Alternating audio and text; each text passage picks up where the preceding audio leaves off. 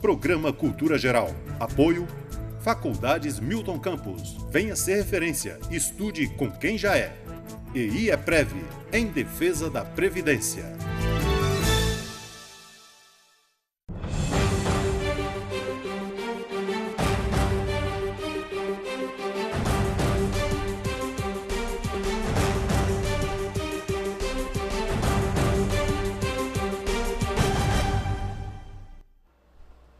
Muito boa tarde, começando agora mais um programa Cultura Geral. Hoje, terça-feira, né, a gente começando esse programa, encerrando aí o mês das mulheres. E, obviamente, que eu não poderia deixar de ter na semana sempre uma mulher presente aqui. Esse programa, ele sempre tem uma mulher presente, né? E, na medida do possível, né, quando a gente consegue adequar a agenda e tudo, de todo mundo. Mas a ideia é fazer um programa diverso e um programa bem informativo mesmo. Bom, hoje nós vamos discutir aqui essa coisa do empoderamento da mulher, da questão da baixa autoestima, né? Também dessa energia positiva que a mulher tem de ser mãe, ser cuidadora, né? E os cuidados que ela tem que ter com a sua psique, com seus medos, com suas batalhas internas, seus conflitos, né? Vamos bater um papo sobre fotografia também. Hoje o Léo trouxe o vídeo, a gente vai passar aqui, foi uma coisa que nós combinamos lá semana passada, e a gente vai fazer essa homenagem, né, assim, para as mulheres. E o Dr. Guenael, que está aqui, infectologista da Prefeitura, agradecendo já de antemão aí a Secretaria de Comunicação, o pessoal da agência que faz essa intermediação para a gente, a Secretaria de Saúde. Nós vamos falar aqui um pouco do HPV, vamos falar um pouquinho da sífilis também. É muito importante, um programa hoje super informativo, super carinhoso para todos vocês que estão aí em casa, no seu lar e tal, e nos recebem todos os dias. Sejam muito bem-vindos nessa sala de bate-papo, que é o Cultura Geral. Bom, Claudinha, como primeiras mulheres, né? Seja muito bem-vinda aqui ao Cultura Geral. Um prazer te receber mais uma vez para a gente poder falar dessa coisa, né? É uma palavra que está muito em voga agora, que é o empoderamento da mulher, né? Mas nesse caso da mulher, mas a gente está falando de uma forma geral, a gente fala de empoderamento e a gente vai passar um vídeo daqui a pouquinho falando o que significa empoderamento mesmo, né? Seja muito bem-vinda para a gente poder jogar essa mulherada para cima e aumentar a autoestima dessa turma. Vou falar mais um pouquinho, né, Betão? É uma novela, uma continuidade, né? É o que você falou aí, baixa autoestima. Não existe baixa autoestima. Entendeu? É autoestima. Então Sim. Tem que ser alto. O conceito que você tem acerca de você mesmo tem que ser positivo. Porque se você não gosta da sua imagem, se você não tem um conceito bom acerca de você mesmo, você está emocionalmente doente. Né? E a gente precisa falar das necessidades do ser humano, porque a necessidade básica é do amor e conexão. Amor e conexão, todo mundo tem essa necessidade. Eu falo que é a primeira necessidade do ser humano. E está mais presente nas mulheres, entendeu? Então a mulher cuida muito, né? A mulher se conecta mais profundamente com o outro, porque ela tem esse negócio de mãe, de amor, né? Então, a segunda necessidade é a necessidade de reconhecimento, que também está mais presente nos homens. Eu acho que por isso que os homens têm esse resultado fantástico, assim, né? Porque a mulher também se desdobra com muitas funções, então ela não põe foco, e foco é força, né? Então, um homem, além de querer esse reconhecimento, ele ainda é mais focado que a mulher. A mulher cuida da casa, cuida do emprego, cuida dos filhos, cuida de todas as coisas, né? Então, eu acredito que a mulher, para se destacar mais em alguma área profissional, ela tem que focar mais, né? Se dedicar mais. Mas, falando de autoestima, tem outras necessidades de segurança, de insegurança, de contribuição, de aprendizado. E aí nós voltaremos no outro programa para falar sobre essas necessidades. Porque o que eu queria falar é que muitas vezes, na maioria das vezes, a mulher não se coloca em primeiro lugar, né? Então eu faço uma pergunta, a vida é de quem? A vida é sua, então você tem que cuidar dela, né? Então a mulher cuida dos filhos, do marido, da casa, e ela vai cuidando tanto do outro, e ela vai vivendo em prol do outro, em troca de reconhecimento, em troca de de um agradecimento, né? Então, e ela vai esquecendo dela mesma, muitas vezes. Isso acontece com muitas mulheres, a gente fala, olha, eu cuido do meu marido, eu cuido do meu filho, e aí ela vai vivendo em troca de migalhas de amor e ela esquece dela própria, né? Mas a gente não pode esquecer. Então, a gente demora um tempo para perceber que a gente está cuidando mais do outro em troca de reconhecimento e outro tempo ainda para descobrir que o erro é nosso, né? Que é a gente que não se colocou em primeiro lugar, né? A gente tem que ser gestora da nossa prosa própria boa, vida. Hein? Gestão de sentimento. Ô, Léo, seja muito bem-vindo aqui. Hoje, como prometido semana passada, nós vamos passar um videozinho bacana, né? Seja muito bem-vindo mais uma vez. Obrigado, boa tarde a todos. Boa tarde. Hoje, como prometido, né, Betão, a gente está com o vídeo aqui das fotos que a gente fez ao longo do Mês Internacional das Mulheres. Algumas fotos foram feitas anteriormente, mas a gente fez uma compilação desse trabalho lindo que foi em prol desse assunto tão importante, né, que é do processo de redescobrimento da mulher, né? Ela, com essa rotina que ela tem, todos esses medos, né? Toda essa parafernália que é a vida hoje, ela voltar a atenção para ela mesma e poder descobrir a linda mulher que ela é. Doutor Guenael, muito importante esse assunto que a gente vai tratar aqui hoje também, que é o HPV. A gente vai pegar uma carona também, falar da sífilis. É meio que um descontrole, né, doutor? E a gente está precisando dar esse alerta, esse puxão de orelha em todo mundo, em todos nós, né? Não é nas pessoas, não em nós todos, né? Surpreende muito a maneira com que a sífilis chegou nos últimos anos. Eu vou falar um pouco de sífilis primeiro. Sim. Porque há 20 anos atrás, 15, 20 anos atrás, era muito raro a gente atender uma pessoa com sífilis, muito raro, uma gestante, enfim, era muito difícil.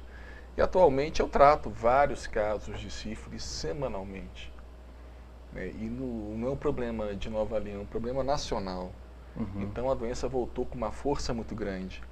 E na mulher tem uma implicação, aproveitando aqui o gancho, tem uma implicação especial, porque a gestante, ela pode transmitir a sífilis para o recém-nascido e isso pode se trazer uma série de problemas, né, que vai do abortamento até a malformações congênitas, crianças especiais, para uma doença que é curável e até facilmente prevenível. Então, eu até agradeço a oportunidade, faço um alerta para as pessoas se testarem. Pode ir no posto de saúde, o teste é um teste rápido, demora 15 minutos para fazer o teste de sífilis, aproveita, faz de HIV, hepatite B, hepatite C. Então, a gente pega uma gotinha de sangue só, em 15 minutos nós temos resultado das 4 condições, HIV, sífilis, hepatite B e hepatite C. Isso faz os postos de saúde gratuitamente para todo mundo que quiser, né? E tem uma unidade de testagem central na policlínica, que faz também diariamente para todos os bairros. Então, quando a gente faz esse diagnóstico, consegue tratar, curar a sífilis, né? É relativamente simples curar a sífilis. A gente usa um medicamento bem antigo para curar a sífilis, que é o benzetacil. Né? A Benzetacil. Bem antigo. Né? Quando você fala assim, ele até corre. Corre não, gente, pelo amor de Deus. Não, mas é relativamente simples, né? E o percentual de cura é muito grande. Né? A grande maioria das pessoas se curam totalmente sem deixar sequela. O problema é que a sífilis, na maioria das vezes, não causa sintoma algum. Então, a pessoa tem a sífilis e não tem sintoma. Acha que não tem nada, não estou sentindo nada. Então, tem que fazer o teste, mesmo sem sintomas. Todo mundo tem que testar pelo menos uma vez na vida. E quando tem sintomas, às vezes é uma lesão genital, uma ferida na região genital, no pênis ou na vagina, que não dói e que costuma desaparecer sozinha. Mas a sífilis continua lá na pessoa. O fato de ter desaparecido sozinho não quer dizer que a pessoa foi curada. Entendeu? Entendi. Então, qual que é a solução? Testar todo mundo. HPV. HPV é uma infecção por um vírus, né? O vírus HPV. Sífilis é por bactéria, o HPV é um vírus. O HPV é muito comum. De cada 4 pessoas sexualmente ativas, pelo menos uma tem um HPV. Então, é extremamente comum. Só que na maioria das vezes ele não causa sintoma. Quando causa, ele pode causar verruguinhas, verrugas, lesões semelhantes a couve-flor na região genital. E até a verruga comum mesmo, que a gente tem às vezes na mão, nos pés, é por um tipo de HPV. Então, ele pode causar verrugas, Mas alguns tipos de HPV, eles têm predileção pelo colo do útero e causam o quê? Câncer de colo do útero. Então a preocupação maior não é com as verrugas. As verrugas é claro que incomodam, mas a preocupação maior é o HPV que causa o câncer no colo do útero. Isso justifica, por exemplo, o exame preventivo. As mulheres fazem o exame preventivo porque antes daquela lesão virar um câncer, pelo exame preventivo a gente consegue detectar e tratar. É por isso que ele é preventivo, né? Na verdade, ele antecipa um diagnóstico de câncer de colo do útero. Então, o HPV, resumindo, ele pode causar verruga ou pode causar câncer no colo do útero. Gente, não vou pegar o Alessandro de surpresa. Nós vamos passar agora o vídeo do empoderamento das mulheres. A gente não pode deixar de fazer isso porque é a semana. Então, vocês vão acompanhar comigo aqui esse vídeo super bacana da ONU que eu consegui separar para todos nós assistirmos juntos aqui e ter um pouquinho de noção do que é essa palavra empoderamento. Vamos assistir todo mundo junto. Imagine se alguém fizesse as suas escolhas por você. Como você deveria se vestir, qual deveria ser a sua carreira, com quem você deveria se relacionar. Imagine se não escutassem a sua opinião em decisões que afetam sua própria vida. Imagine nunca poder tomar essas decisões. Essa é a realidade de muitas pessoas, especialmente de muitas mulheres. E é por isso que devemos garantir que elas sejam empoderadas. Mas o que quer dizer empoderamento? Empoderamento é conquistar mais liberdade, é conseguir autonomia, é ter influência, é ser capaz de determinar o que você quer e como você quer. Empoderar é poder decidir sobre assuntos que afetam a sua vida, o seu corpo, a sua casa, o seu trabalho, a sua cidade, o seu estado, o seu país e o mundo. Mas você sabe como garantir isto? As mulheres se tornam empoderadas quando investem em sua educação e capacitação. Quando conhecem os seus direitos e reconhecem as suas responsabilidades. Quando têm voz ativa para expor o que pensam e o que querem. Quando tomam decisões sobre o seu próprio corpo e decidem se querem ser mãe ou não. Quando ocupam espaços de poder e decisão. Quando decidem qual carreira trilhar e recebem um salário justo pelo que fazem. Empoderar as mulheres é permitir que elas sejam quem quiserem. É assegurar que as mulheres e homens se beneficiem dos mesmos direitos e oportunidades. Imagine agora uma sociedade que dá oportunidades e garante os direitos de todas as mulheres e todos os homens. Uma sociedade em que cada pessoa tenha voz e seja respeitada para tomar as decisões que impactam a sua própria vida. Essa realidade é possível. Imagine e faça acontecer. Muito bem, legal, né, o vídeo, né? Claudinha, o que você tem para falar disso? Adorei o vídeo, parabéns. E eu queria falar que empoderar é realmente dar voz, né? É ouvir. Então eu convido todas as mulheres a se empoderarem umas às outras.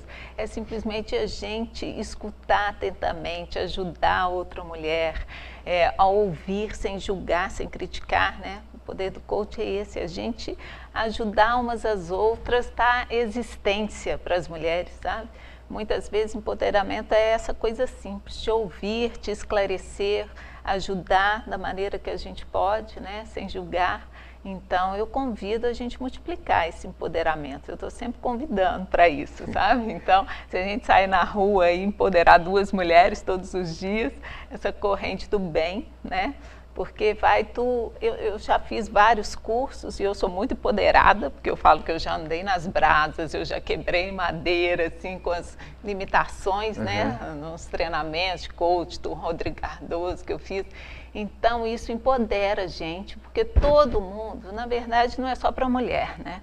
É para os homens também. Sim. Nós temos um potencial que a gente desconhece, né? Um potencial maravilhoso, ilimitado, né? E a minha luta também é para a gente trabalhar mais a arte, que a arte mostra isso, né? A vida sem arte, a vida sem se autoconhecer é uma vida muito limitada, sabe? A gente precisa buscar o nosso interior, as nossas capacidades, a gente precisa se conhecer mais, porque a gente é capaz de muito mais. E a gente precisa ouvir o outro empaticamente, realmente sem julgamento, e seja ele homem ou mulher, mas o convite este mês é mais para as mulheres. Vamos nos empoderar umas às outras aí, né? Ouvindo, ajudando, tá? Doutor Aguinael, deixa eu perguntar para o senhor uma coisa. Tem uma situação que as meninas mais novas, aí, com 12, 11, 12 anos, já estão aptas a tomar vacina do HPV, não é isso? Isso causou alguma repulsa assim, social? Mas vai vacinar minha menina tem 10 anos, 11 anos e tal. A importância que é vacinar, e a gente falando assim, já essencialmente do mês das mulheres e tal, a importância que a gente tem de transmitir essa informação com clareza para os pais e para as mães, que não tem esse tipo de preconceito, esse tipo de medo. Tem que ir lá e vacinar, né, doutor? Claro. A partir de 9 anos para as meninas, a partir de 11 para os meninos, até 14 anos, está indicada a vacina está disponível aí nos postos e na policlínica, né, para todo mundo que quiser. E, bom, a gente não observou aqui no Brasil uma resistência. Nos Estados Unidos houve uma resistência, em outros países, né, movimentos antivacinistas aproveitaram a deixa para falar que isso ia promover um aumento da promiscuidade, uma iniciação sexual mais precoce. Nada disso aconteceu. Inclusive, estudos foram feitos para avaliar a data de iniciação sexual e não mudou em absolutamente nada. Está vacinado por HPV ou não está vacinado. Lembrando que a criança, né, o bebezinho, ele recebe vacina para hepatite B logo nos primeiros dias de vida, muitas vezes na maternidade. Hepatite B, a principal rota de transmissão é a sexual. Então já começa a tomar vacina, né, de uma doença de transmissão sexual logo quando nasce. Então, aqui no Brasil, infelizmente, nós não tivemos essa resistência, não. E você acha que socialmente a gente está evoluindo, assim, por exemplo, quando você fala, olha, você tem um risco de epidemia, ou você tem um outro risco de contaminação, a sociedade está evoluindo com relação, quando ela é chamada a participar em massa, efetivamente, ela participa com tranquilidade? Ou você acha que existe essa resistência ainda das pessoas assim, em não se vacinar? Nós tivemos exemplo agora da febre amarela e tudo, muita gente não se vacinou e ainda continua precisando se vacinar e as pessoas ainda não. Tem gente que ainda não vai ainda. Não acho não.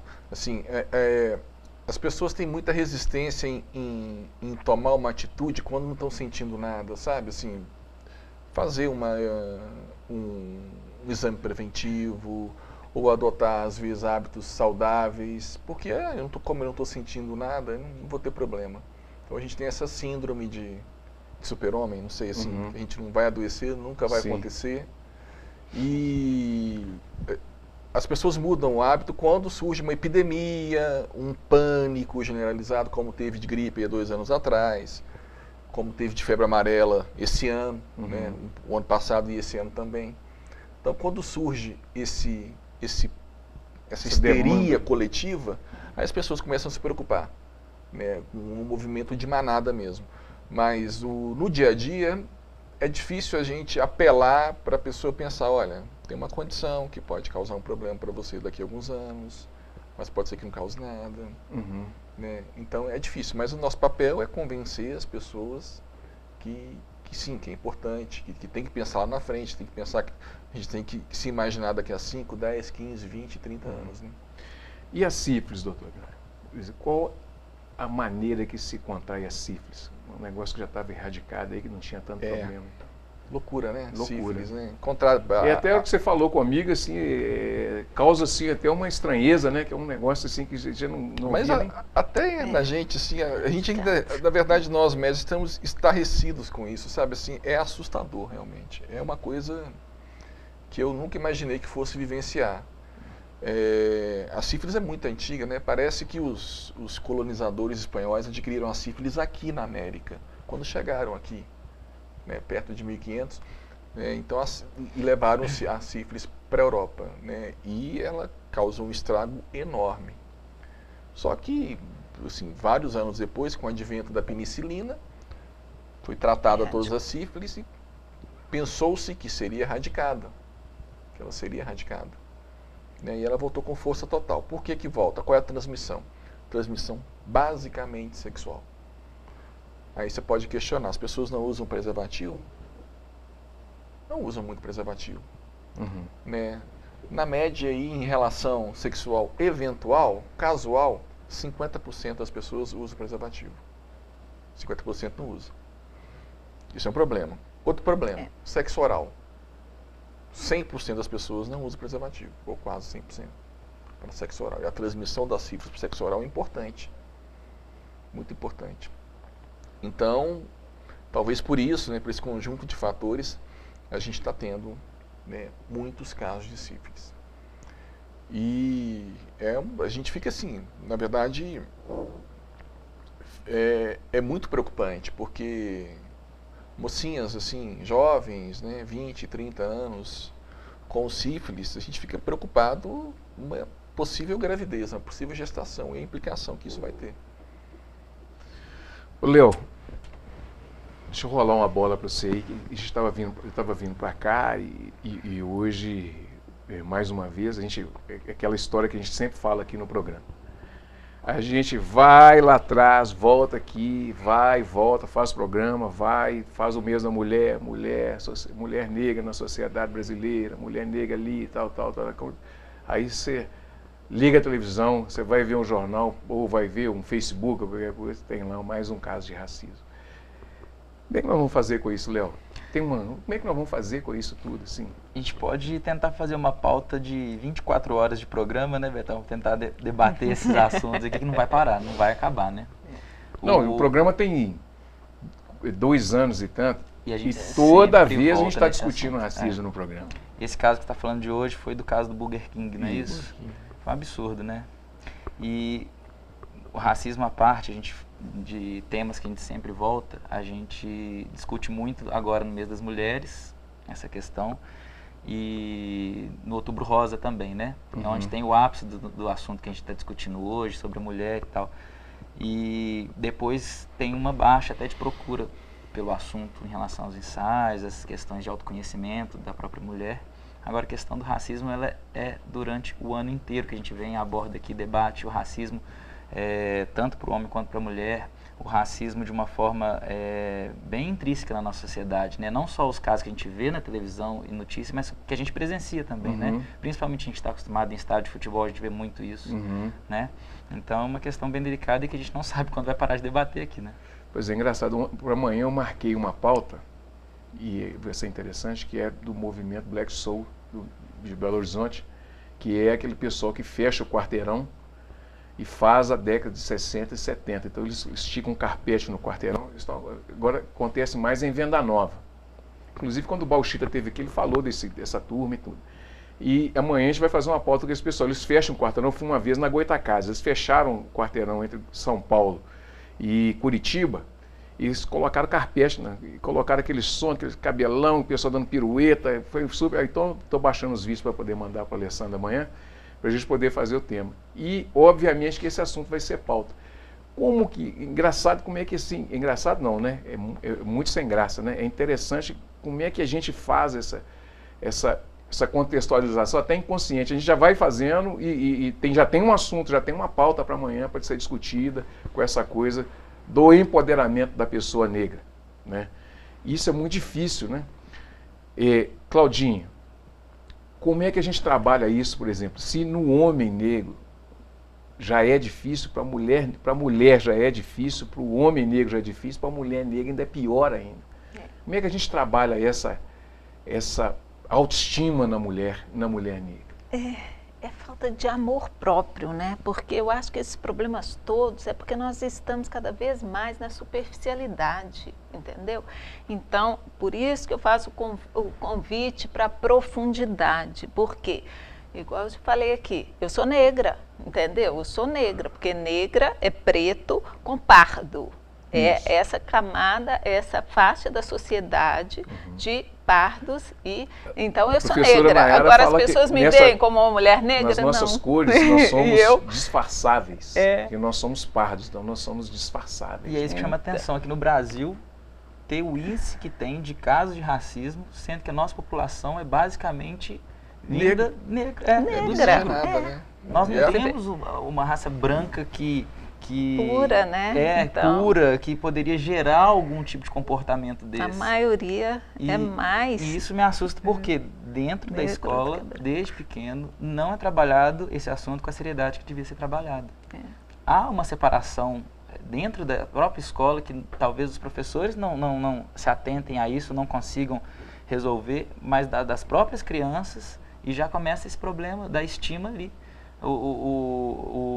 A insegurança, os medos, e a criança cresce com aquilo que gera problemas futuros na adolescência, na carreira profissional, ela como cidadã, ela como pessoa, que vai aflorar aos 40, 50, que é um caso de depressão. Porque as crenças, as crenças limitantes, elas nascem basicamente do que elas escutam na infância, e elas tomam aquilo como uma verdade. E às vezes essa verdade, que ela não questiona depois, é uma coisa que ela escutou. Olha, você é preta, não sei o quê, entendeu? Então, deixa de ser boa menina, você é burra, então você é baixinha demais. E é tudo uma zoação, né? Sem profundidade, mas a criança, com o entendimento que ela tem, ela toma aquilo como uma verdade, ela guarda aquilo, ela registra no inconsciente, e quando vem o problema, ela acessa aquela imagem, entendeu? Volta disfarçada de alguma coisa. E aí ela acha que ela tem aquela limitação. E, na verdade, ninguém tem essa limitação, entendeu? Mas a gente precisa, de tempos em tempos, repensar as nossas crenças, as nossas verdades, entendeu? Porque a imagem que eu tenho de mim mesma me controla totalmente. As minhas crenças me manipulam. Tudo que eu acredito me manipula. O que eu acredito que eu sou me controla totalmente. Mas, na verdade, eu não sou o que eu acredito que eu sou. Eu sou muito mais do que eu acredito acerca de mim mesma. Eu posso muito mais, todos nós podemos, entendeu? Então esse é o convite da profundidade, da gente sair dessa zoação de ficar chamando os outros de macaco, não é isso que aconteceu? De ficar chamando o outro de preto, de baixinho, de gordinho, disso, daquilo. Gente, nós temos um potencial infinito, a gente usa muito pouco da nossa mente, do nosso cérebro, da nossa capacidade. Quer dizer, as pessoas estão assim, usando o cérebro do lado esquerdo, e do lado esquerdo nós somos 5% do que a gente é. Do lado esquerdo, do lado inconsciente, do lado subconsciente, do lado do nosso potencial criativo, do lado dos nossos sentimentos, que é o lado direito do cérebro, nós somos 95% mais capazes. A gente precisa colocar luz nessa escuridão. Entendeu? A gente precisa realmente... E a gente está usando cada vez menos por causa de tanto estímulo que a gente tem hoje das mídias. Sim. Então a gente é bombardeado de estímulos o tempo todo e cada vez menos. Esses problemas todos estão vindo por causa dessa superficialidade aí, né? Esse mundo de informações. A gente precisa, por isso que a arte cura muita coisa, né? Então eu estou louca que a Casa Aristides volte, outros projetos de arte na cidade, né? Que eu tenho uma história muito legal na Casa Aristides. Então, é o seguinte, quando você está ali fazendo o seu trabalho, colocando a sua arte, uma coisa que você gosta de fazer, seja ela fotografia, seja ela cantar, dançar, pintar, desenhar, você faz um exercício de interioridade, assim, de buscar aquilo que você tem de melhor, de acalmar a mente, de estar no momento presente. É quase uma meditação, sabe? Você não está no futuro, você não está no passado, você está ali fazendo o seu trabalho, e aí com calma, sem julgar, sem criticar, e você vai tirando essa essência, um pouquinho do seu potencial todos os dias, entendeu? E aí você vai se curando de um monte de coisa. Eu já vi casos lá na Casa Aristides de pessoas que estavam precisando de médico, me indica um homeopata, porque eu estou muito ansioso, que eu estou isso e aquilo. E aí começou a fazer curso de marchetaria, meu sogro mesmo começou a fazer curso de marchetaria, ficou ótimo, adorou, entendeu? Fica mais tranquilo, isso melhora um monte de coisa, né? Não é, doutor? Com certeza, nossa senhora. Bom, deixa eu fazer um intervalinho de um minutinho, daqui a pouquinho a gente volta.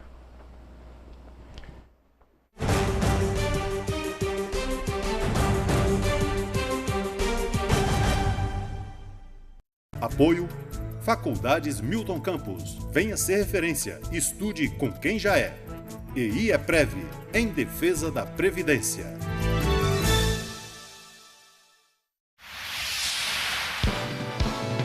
Canal Cidadão, Nova Lima e você. No dia 21 de março é celebrado o Dia Internacional da Síndrome de Down. A data foi escolhida em alusão aos 3 cromossomos do par 21 característicos da pessoa com a síndrome. Para marcar a data, a Escola Ana do Nascimento Souza, em parceria com a FAENOL, realizou uma programação especial para os alunos. É mais do que um dia para se falar da síndrome de Down, é um dia de reflexão mesmo. A criança que nasce com síndrome de Down, ela tem que ser estimulada, não só pela família, mas pela sociedade, porque ela tem condições de reinserção. E fizemos um evento para falar de todas as discriminações, de tudo num todo, porque é o que nós focamos aqui. Durante a programação, os alunos tiveram um recreio com lanche especial, participação de show de talentos e assistiram à apresentação da banda Os Mala, da peça teatral com a professora Mônica Jacinto e de contação de história abordando o tema. A FAENOL, ela faz esse atendimento clínico e ao término do período escolar e clínico ele pode ser encaminhado em alguns casos para o mercado de trabalho. A síndrome de Down não é uma doença e não deve ser tratada como tal. Estima-se que hoje cerca de 300 mil pessoas no Brasil têm a síndrome de Down. Para cada 800 nascimentos no país, uma criança apresenta a síndrome, independente de etnia, gênero ou classe social. Em Nova Lima, as pessoas com a síndrome são atendidas pela Escola Ana do Nascimento Souza, pela FAENOL e por outros serviços públicos. Fala, cidadão! É importante a gente sempre lembrar essa data, porque a pessoa com síndrome de Down, assim como as outras pessoas com outras deficiências, estão à margem da sociedade em vários conceitos. Assim. É um pouco diverso na sua maioria, como a sociedade também é diversa. Então vale muito a pena a gente lembrar, a gente falar, a gente se manifestar. Eu faço as coisas na minha escola, pranto, faço, me chamo exercício com meus amigos. Eu estou bem, amizade, alegria, escola, eu estou feliz. Saiba mais sobre as ações da Prefeitura em nosso site www.novalima.mg.gov.br, nas redes sociais Prefeitura de Nova Lima Oficial e no jornal A Cidade.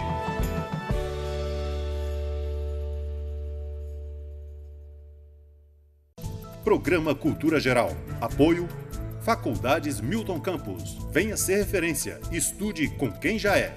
EI é Prev, em defesa da Previdência.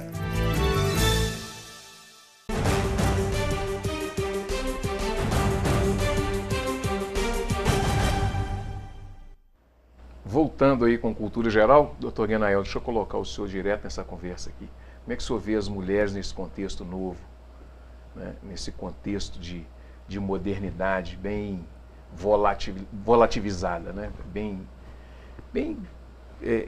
A procura daquela identidade de afirmação mesmo. Como é que você tem visto as mulheres? A gente estava falando aqui nos bastidores da Marielle. Como é que você vê tudo isso? Assim? Bom, eu vejo que o movimento de empoderamento ele tá ganhando força, né?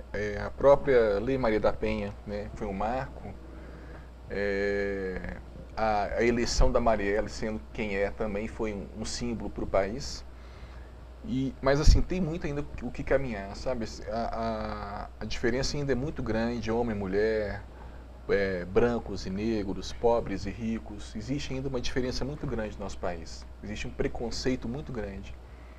Então, pelo menos a gente está conseguindo discutir isso mais abertamente. Há um tempo atrás a gente nem falava sobre isso. Uhum. Isso não era discutido em lugar nenhum, em escola, em casa.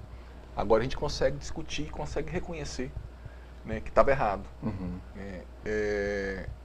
Um exemplo, a jornada, muitas vezes, tripla, quádrupla da mulher, né, não era reconhecida e ainda não é. Né? Às vezes a mulher quer apenas um reconhecimento e às vezes nem um reconhecimento ela tem. Né? E está mudando. Eu sou pai de 2 meninas, né? Então eu tenho esperança que elas vão viver assim, dias melhores. Mas a velocidade da mudança poderia ser maior. Como é que você vê essa situação, por exemplo? Nós temos em Belo Horizonte a Aura Carolina, que toda vez que tem a teoria dos símbolos, que quando você precisa do símbolo é que você precisa afirmar algum tipo de posição, né? Então nós temos a Aura Carolina em Belo Horizonte, temos a Marielle que foi assassinada. Ontem nós tivemos aqui a primeira pré-candidata ao Senado, que está em disputa interna ainda, que é transexual do Brasil, vai ser a primeira. E tem uns dados, assim, bom, a gente estava conversando ontem, ela estava falando, tem uns dados, por exemplo, a população transexual, a média de idade é de 35 anos, né? Ela chega, o máximo que ela chega é 35 anos. A expectativa? A expectativa de vida de um transexual com travesti é de 35 anos na média. Assassinato, violência, uma série de coisas. Essas informações vão borbulhando, vai mexendo com a gente. Eu tenho que fazer análise, né? Eu faço o programa e faço a análise junto, porque você vai absorvendo um monte de coisa e tal. Como é que você vê toda essa... Assim, no campo da medicina, por exemplo, quando você olha, uma das coisas que eu observo, por exemplo, quando você está em determinados lugares, você não vê negro com jaleco, você vê muito poucos negros com jaleco, você vê muitos poucos negros com toga, você vê poucas mulheres também nesses campos e tal. Como é que trabalha essas minorias? Assim? Isso é uma coisa muito ruim no nosso país, né? Vamos pegar os Estados Unidos, né, que muitas vezes a gente pega como comparação. Nos Estados Unidos é muito mais comum médicos negros, juízes negros, inclusive um presidente da República era negro, era o Barack Obama. E aqui a gente não vê essas coisas, né? A lei das cotas é uma coisa interessante, mas a mudança ainda vai ser muito lenta. Lembrando que a maioria dos brasileiros se considera negro ou pardo, a maioria dos brasileiros. 54%. 54%, né? E nas posições de destaque ainda a presença de negros e pardos nas posições de destaque ainda é pequena. E de mulheres também, né? E de mulheres também. Olha na política, por exemplo. Um pouco mais que a metade dos brasileiros é do sexo feminino, é mulher. Tem mais mulher do que homem no Brasil. Agora a gente vai lá no Congresso Nacional. Não, tem um dado interessante, né? Que o primeiro banheiro feminino construído no Senado foi em 2016. Né? Isso foi falado na quinta-feira passada e ontem foi repetido. 2016. Em 2016. Ou seja, é um espaço criado para o homem. Existe uma cota nos partidos, né, para candidatas, né, femininas. Meu entendimento é até um pensamento mais radical. Eu acho que a cota tinha que ser 50%. Não, é o que é a proporção. É a proporção de mulheres, né?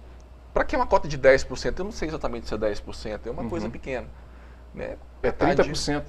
30%? A cota é 30%, é o mínimo de 30%. Isso é 50%. Né? E eu não sei se é uma impressão minha, mas os grandes escândalos de corrupção, raramente eu vejo uma mulher associada a eles. Raramente, quase sempre são grupos grandes de homens. É claro que ninguém é perfeito, né? Mas assim, está realmente subrepresentado. O país vai evoluir muito mais quando a gente tiver mais mulheres nos postos chaves, nos cargos eletivos. Né? Lembrando que vários países do mundo são presididos por mulheres, né? Tem a Alemanha, que tem há vários anos, que tem a Angela Merkel, e que foi muito bem lá. Enfim. Agora, esse é um processo que é de cima para baixo ou de baixo para cima? Porque a gente para pensar, nossa Câmara Municipal aqui de Vereadores, por exemplo, não elegeu nenhuma mulher. E tiveram várias mulheres candidatas. Então a gente para pensar, será que a própria sociedade já ainda está nesse processo de mudança, está começando a acostumar com a situação? Que o processo talvez vai vir sendo escalonado de baixo para cima? Eu entendo que o processo é estrutural. Ele é estrutural. É uma coisa que você vai... Quando as mulheres, por exemplo, quando fala ali, esse vídeo da ONU que foi passado e tal, quando fala em empoderamento do negro, da mulher, das minorias, o trans, aquela coisa toda, é para quebrar a estrutura, ou pelo menos fazer a estrutura mexer um pouco para você se adequar a essa estrutura. É o que o Bauman fala, Zygmunt Bauman, da modernidade líquida. Que é o que é a modernidade líquida? É o ser humano se mover de acordo com a evolução, né? Hoje são as redes sociais e amanhã vai ser outra coisa, né? E os negros, aí estava conversando com a Nayara, por exemplo, que é uma professora, mestra em história da África e tal, ela estava falando assim, os negros já era líquido lá atrás há muito tempo, eles já sabiam se mover dentro das peças e tal. Mas você tem uma moldura, uma estrutura já montada. E aí é meio Foucault e tal, você já tem uma estrutura montada. E ali você não consegue mexer nessa base estrutural. Então essa briga toda que tem, de reconhecimento que tem um poder maior do que você, é para ver se você consegue mexer um pouco a estrutura. Que aí você mexendo um pouquinho a estrutura, você consegue subir um pouco mais isso, assim, né? Os gêneros, entendeu? O gênero, essa briga de gênero é uma coisa que vai ser a vida inteira, né? Porque a estrutura que tem no mundo inteiro, ela é uma estrutura já formada com esse perfil. Então, para você, por exemplo, a mulher... As mulheres têm vários papéis, né? E não teria tempo para assumir outros papéis, né? E então, assim, então essa moldura que tem que ser... A gente vive nessa moldura e quem está disposto a mexer nesse quadro? Né? É muito Eu gosto de fazer muito uma pergunta, né? O menor ambiente político e social que a gente vive é a nossa casa, né? E se vocês, homens, fossem escolher uma pessoa só para cuidar de vocês na casa, quem que vocês escolheriam?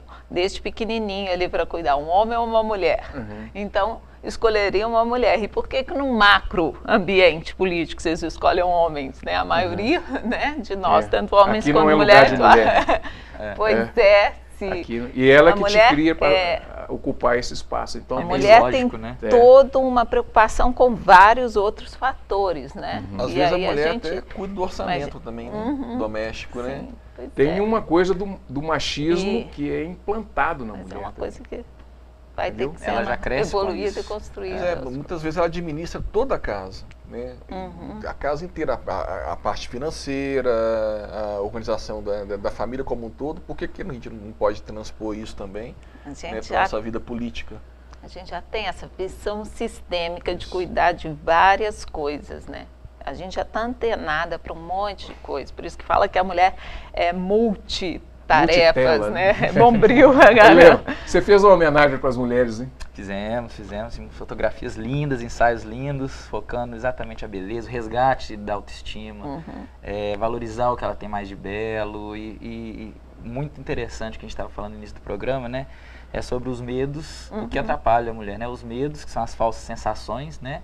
Que paralisam as ações, e o ego. O ego sempre está ali jogando a gente para baixo. É incrível como que toda vez que o ego entra na jogada, a gente paralisa. Então, você vai fazer alguma coisa, você vai criar um vídeo, você vai postar uma foto, você vai fazer alguma coisa na sua vida, seu ego fala, opa, você não é capaz, o que os outros vão pensar? Aí você vai, recua, continua naquele marasmo, não tem as atitudes devidas. Então, o mês das mulheres serviu para a gente poder ter um pano de fundo, que foi para elas se libertarem e falarem assim, opa, já que o assunto sou eu, deixa eu ver como é que é tá um pouco mais em evidência comigo mesmo, né? Então, foi um trabalho muito lindo, vamos ver. Vamos assistir todo mundo junto aqui, o Léo preparou um trabalho aí pra gente. Prometido há vários dias, né? Vamos fazer.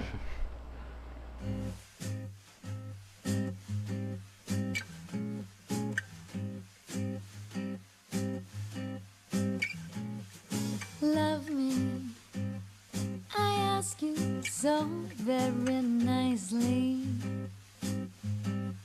And if you say you will, I won't hesitate. I will fly into your arms.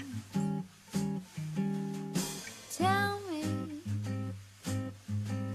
you're strong enough to care, and you're aware the challenges that will meet us there. And I will fly into your arms. Even if time contradicts the things you say, I will hold on to the words you gave me today. For him will I stand my ground in remembering you said you would try to make us last a while. Love me, I ask you so very nicely. I know that things may get out of hand, and life can bring us down.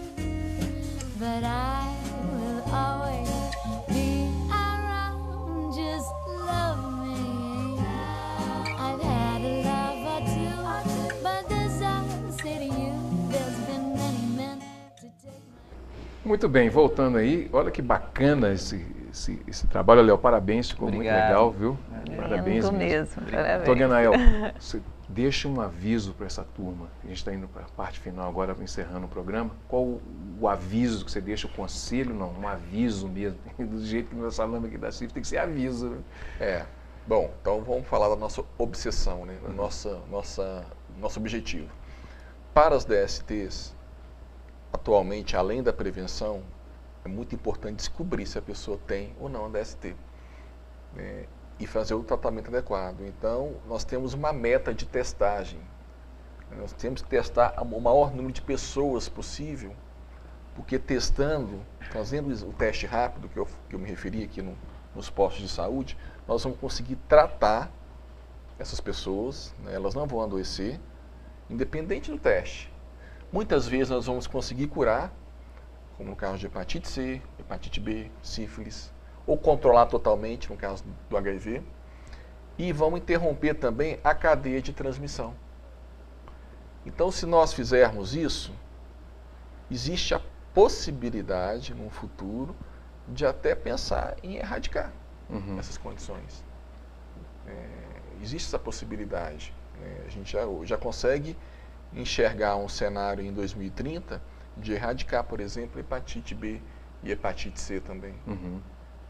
Podemos fazer isso com qualquer DST. Então, o mais importante agora, além de se prevenir, além de se cuidar, é procurar a unidade de saúde e se testar, fazer o teste. Quem deve fazer o teste? Quem já iniciou a vida sexual. Dependente de qualquer coisa. Se for menor de idade, tem que levar os pais. Depende. Aí vai ser avaliado, né, a maturidade da pessoa, às vezes tem 17 anos, mas já tem uma maturidade, né, uma capacidade de entendimento suficiente. E se for menor de 14? Aí a gente pede para os pais acompanharem. Então tá certo. Claudinha, muito obrigado, viu? Eu que agradeço, Bertão. Muito bom. E vamos nos amar mais, né? E o cuidar, se amar começa com os cuidados que a gente tem que ter com a gente mesmo. E então eu faço convite, vamos somente multiplicar o empoderamento, né, gente? Agora essas doenças não, vamos nos cuidar com certeza, só Léo, empoderamento. Muito obrigado aí, o trabalho ficou maravilhoso, cara. Semana que vem estamos de volta aí com mais fotos e mais... Eu gostei dessa ideia de fazer, então já pode fazer desse padrão aí, você já pode fazer vários. Já manda mastigado. Eli já falou lá dentro, que já está tudo certo. A gente tinha falado no programa passado que a gente ia colocar também numa próxima pauta as fotos de gastronomia. Isso. Então vou preparar para a semana que vem já algum material bem legal sobre as fotos de gastronomia aqui para vocês. Beleza. Gente, um grande abraço, até amanhã. Amanhã o programa, não perca, amanhã nós vamos falar de rock and roll, vamos falar de black soul music. Não perca, hein? Amanhã a turma do Black Power tá aí. Um grande abraço, até amanhã, se Deus quiser.